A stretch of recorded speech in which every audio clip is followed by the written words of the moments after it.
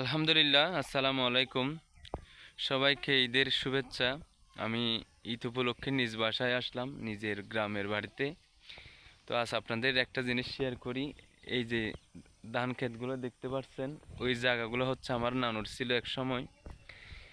আমার নানু মারা যাওয়ার পর ওই জায়গাটা আমার আম্মু এবং আমার মামারা ভাগ করে নিছে।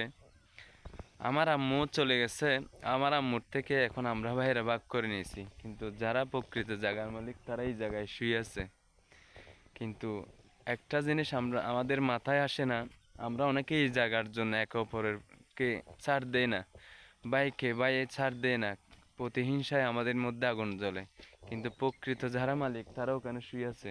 এখন আমার নানার নানা, আমার নানার বাবা, তাদেরও তো ওই জায়গার সম্পদ ছিল, কিন্তু তারা নাই, জায়গা এখনো আছে। কিন্তু হয়তো আমরাও কোনো একদিন চলে যাব, জায়গাটা থেকে যাবে। অতএব আমরা একটা জিনিস সবাই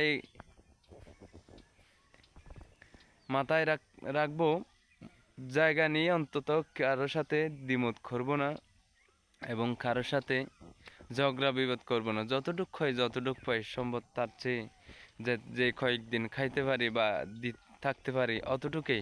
এর চাইতে বেশি জায়গা দিয়ে কী করবো? একদিন তো সবাইকে যাইতে হবে। তো সবাই সবার জন্য দোয়া করবেন, আল্লাহ যেন সবাইকে হেদায়েত দান করে। যদি আমার কথায় ভুল ত্রুটি হয়ে থাকে অবশ্যই ক্ষমার দৃষ্টিতে দেখবেন। আসসালামু আলাইকুম।